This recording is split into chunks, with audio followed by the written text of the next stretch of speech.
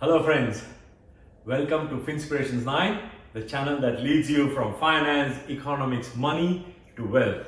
That is FEM to W. And I am Sunil Thakker.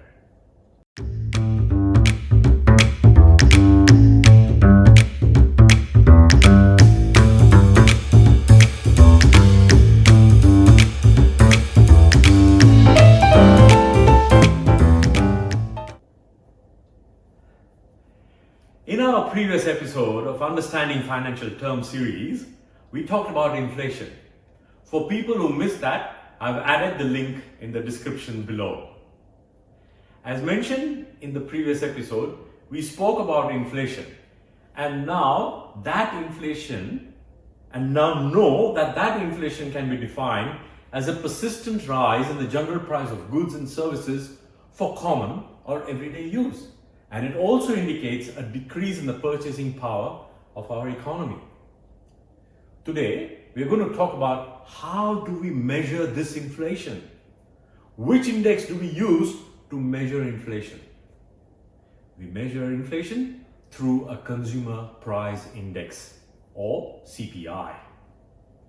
So first, let us understand why do we need to learn about indices?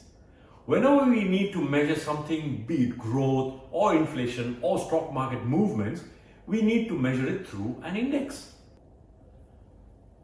So what is this consumer price index, CPI? It is, as we said, an index which measures inflation. What then is the composition of this index? The constituents of this index are those goods and services which we use day to day in our households for general consumptions. Let us now, for the time being, replace the word index with the word basket. Let us fill this basket with those goods and services which we use on a daily basis in our households. So what are those things that we use on a daily basis? We use food, we use clothing and accessories, we use housing expenses like say rental, mortgage, rates, etc. We use utilities like electricity, water, gas. We also use transport and fuel. We have medical expenses, educational expenses, etc. Now we have to measure the total price or the cost of the contents of the basket. So let us say today the total cost of all the contents of the basket is $1,000. Now to measure the increase or the decrease of the total cost we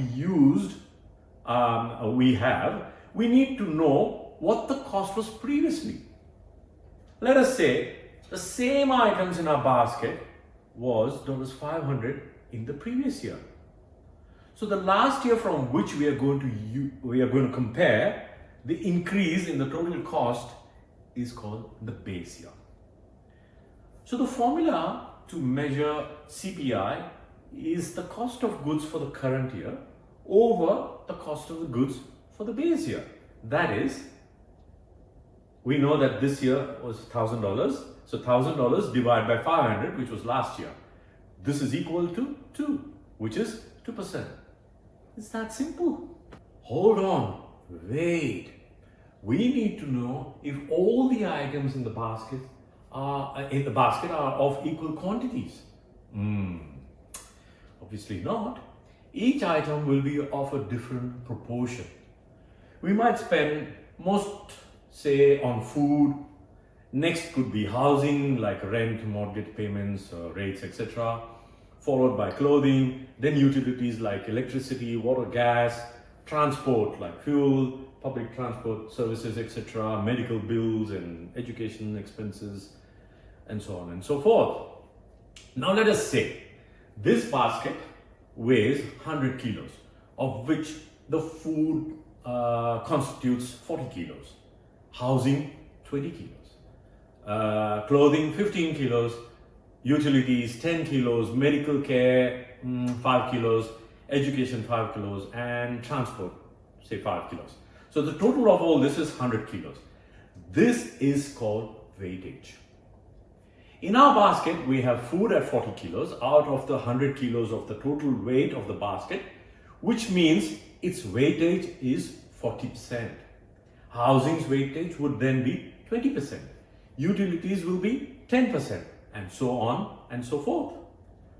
Now we will replace the basket with the word index.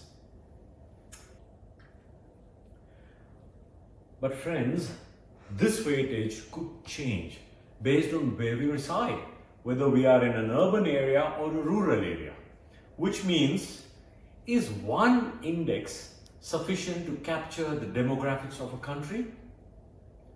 While there are various indices used, but for the purpose of measuring inflation of the whole country, we use the rural-urban combined index.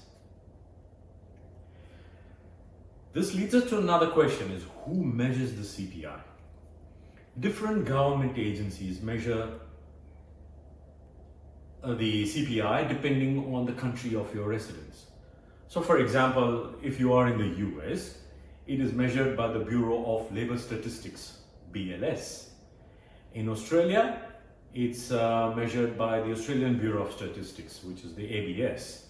Whereas in India, it is measured by the Central Statistics Office, CSO, and so on and so forth.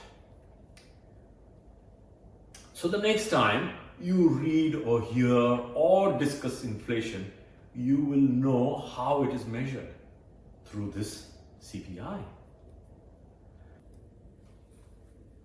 So, friends, today's topic of CPI is a short but important one to understand inflation and how it is measured. And as mentioned during my presentation on inflation, in an environment of high inflation, please ensure you are not in any financial stress, as that can lead to mental stress. Look out for your family and friends in need. Hope you did learn from this episode on CPI. Please do mention in the comment section any queries that you may have, and please do not forget to subscribe and share this video widely with your friends and family. Until next time, happy learning and stay inspired.